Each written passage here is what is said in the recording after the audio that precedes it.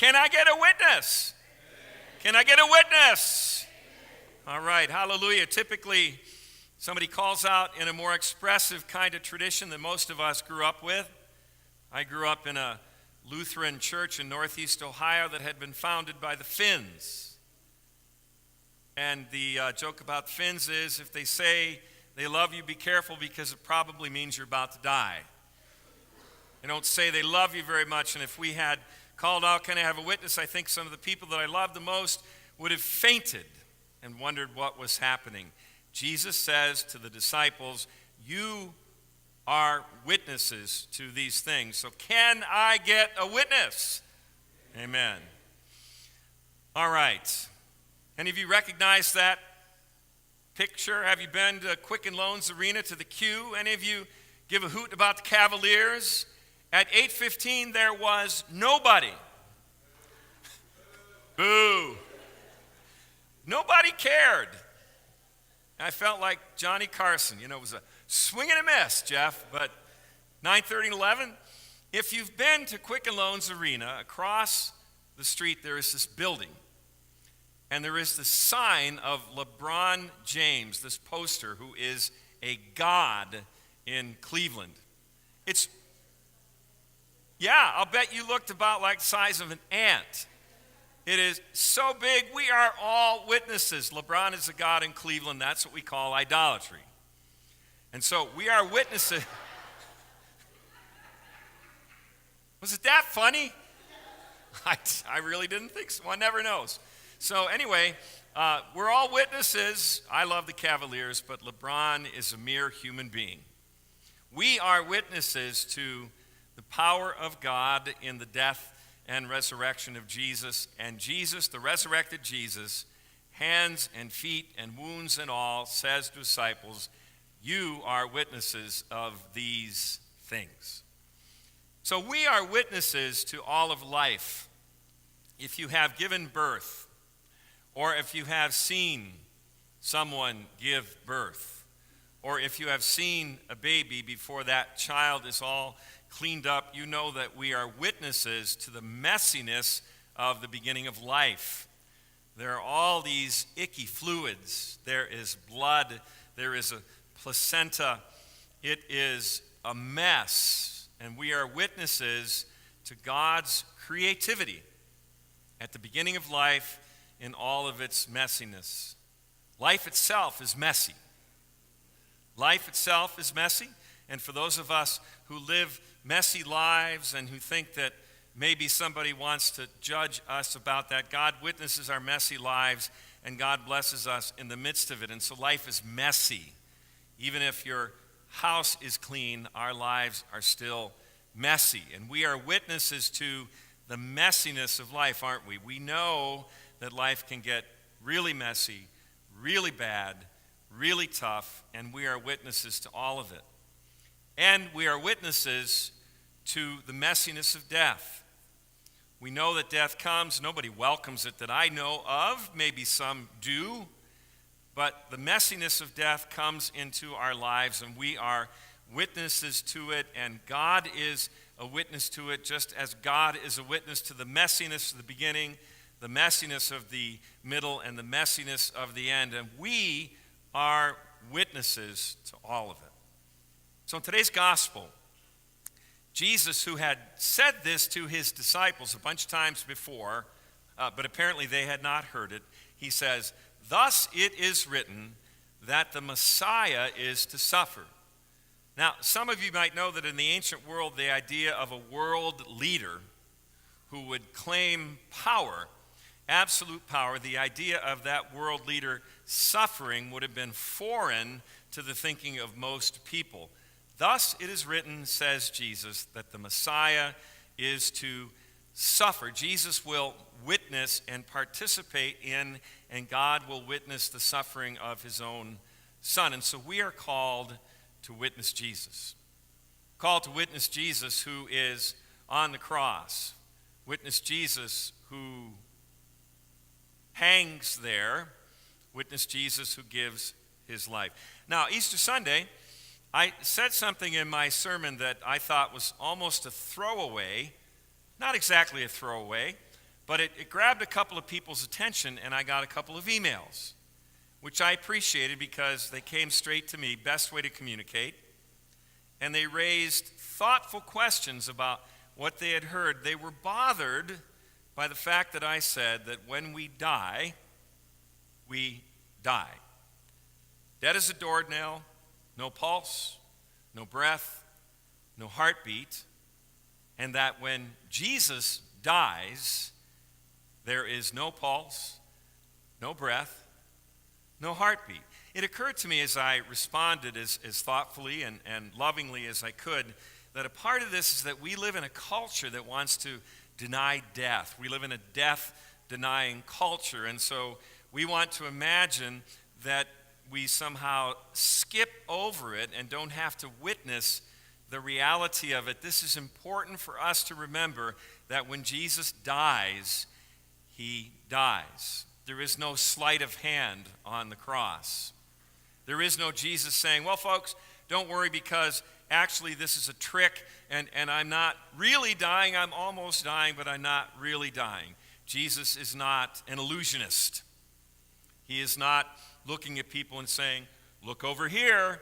What's happening over here is not really death. Jesus dies, gives his life for us on the cross, and when he is dead, he is dead. And it's important for us to come to terms with that. Somebody, I'm not even sure what the person's name is, Alejandro, life and death are illusions. We're in a constant state of transformation. That is false. Life and death are not illusions. Life and death are real, and we know because we witness it. We witness the messiness of the beginning of life. We witness the messiness of the middle of life. We witness the messiness of the end of life, and we know that none of that is an illusion. We know that it is the truth about who we are. We know that it is the truth about Jesus' death on the cross, and we are witnesses to all of it. Martin Luther said that the cross alone is our theology. Cross alone is our theology. You will notice that there is a cross behind me, and it is kind of in the way when we have the theater group come in and try to do a creative production. It's kind of in the way, and I can tell you from experience, it's tough to hang that beautiful white cloth on the cross. And there it is, every time we come in, the cross alone is our theology. We take seriously the idea that when Jesus dies on the cross, he dies, he is as dead as a doornail, he is as dead as any human being. And if that troubles us, it probably should, because what came out of that was not what the disciples expected. So Jesus had said all these times, the Messiah is to suffer and rise from the dead on the third day. Messiah is going to suffer and die fully, dead as a doornail, and rise on the third day. Without death, there is no resurrection. This is not resuscitation. This is the dead body of Jesus. God raises Jesus up, and amazing things happen. So this past week, I was on Google, and I just kind of Googled in images of the resurrected body of Jesus. You know what I found?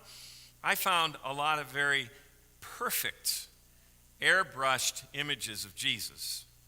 You know, the ones that have sort of the yellow light and crown, as if Jesus has been transformed and the glorified Christ has left all of it behind.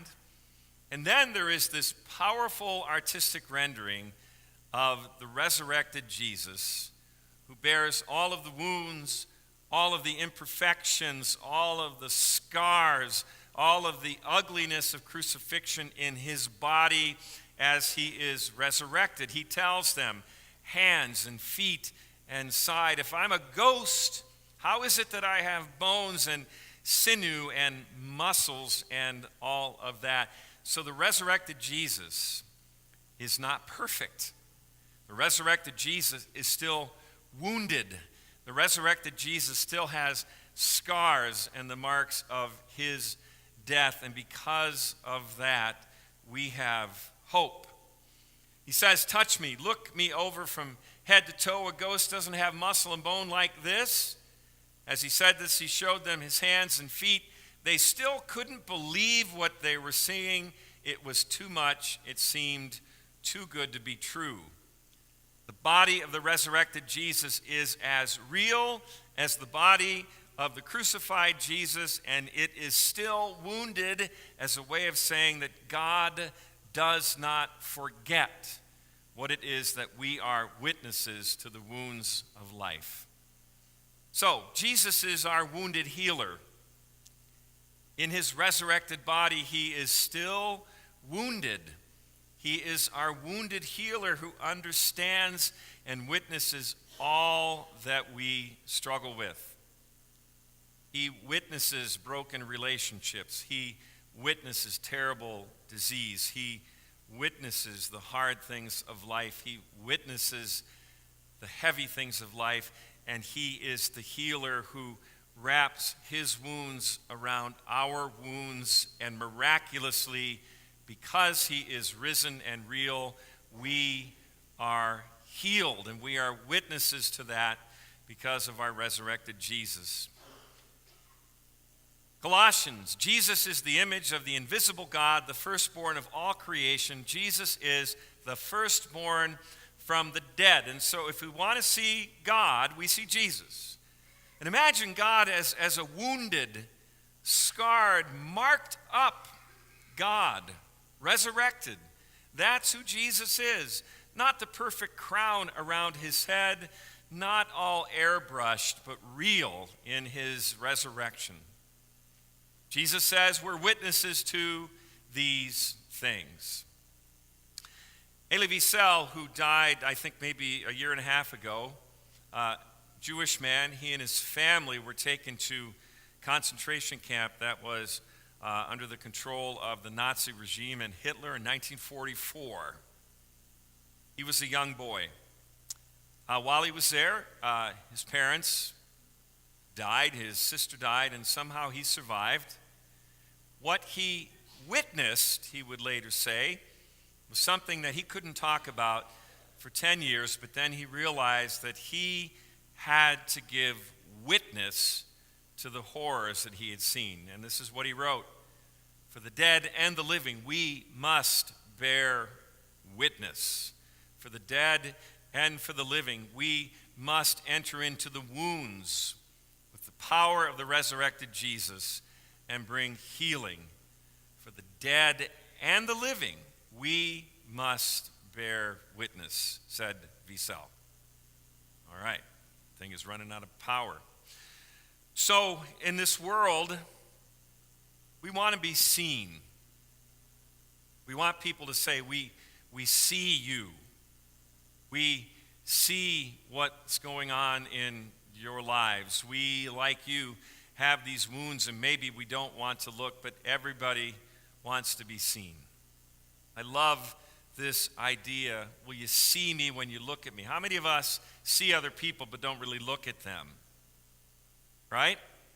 They look right through us. See me when you look at me. See into my heart.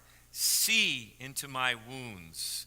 See me when you look at me. We all want to be seen with our wounds so that somehow we can know that through the power of others, we can be healed. It's a wonderful thought. Trouble is that once you see it, you can't unsee it, right? Once you see something, you can't unsee it. If you've seen something really good, you can't unsee it. If you see something really hard, you can't unsee it. Once you've seen it, you can't unsee it. And once you've seen it, keeping quiet, saying nothing becomes as political an act as speaking out. And so when we see injustices, when we see the wounds of racism, when we see the wounds of sexism, when we see the wounds that come at our LGBTQ sisters and brothers, when we see and don't speak out, we are accountable. Once we have seen, we can't unsee. You read those words on the screen? Who can read it? What's it say? Please listen to me. A lot of times people who say that are whispering, and you can barely see them. Please listen to me. Please hear my story. Please hear about my wounds and my hopes and my dreams. Please listen to me. Again, Elie Wiesel, when you listen to a witness, you become a witness. When you hear about what is going on in people's lives, called to give witness to it, because God, in the resurrected body of an imperfect Jesus, comes as a wounded God, a wounded healer, and gives witness, and we are called to do the very same thing. All right, running out of juice. So we're witnesses. I like this image of the cross. We're witnesses of the cross. We're witnesses of the empty tomb. We are witnesses of the resurrection of Jesus, not with the halo, but with the wounds and the marks and a body that is not perfect. And we're witnesses to that. And then in the book of Acts, there is this picture of this guy with the flames. You're witnesses to all the earth. And so when we see, we're called to be witnesses. So what we can do is to take our woundedness, surround the woundedness of other people in the midst of the one who is the wounded healer, and we will be healed. What that means is that we have to have the courage to see and to listen and to take our wounds and join them with the wounds of others and invite Jesus, the wounded healer, who will heal us because his resurrection is real. It is here. It is for us. So at the end of it, we can be wounded healers ourselves because life has been given to us and we are witnesses to it. We can be wounded healers. And so maybe this week, I want you to think about somebody in your life. We all have them. Might be your daughter. It might be a coworker. Who knows who it might be. But there's somebody in your life, and you know about their woundedness. You know about it. And you know about the power of the resurrected Jesus, who is wounded just like us in his new life. And you might think about going and saying, you know what?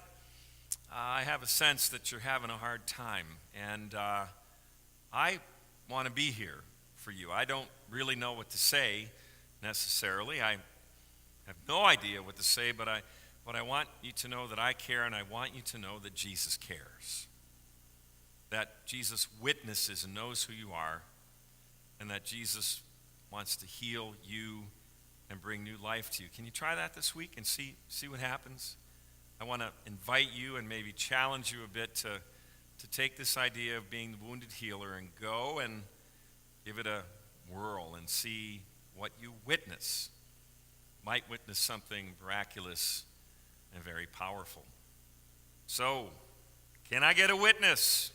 Amen. We are witnesses to the ends of the earth. We are witnesses.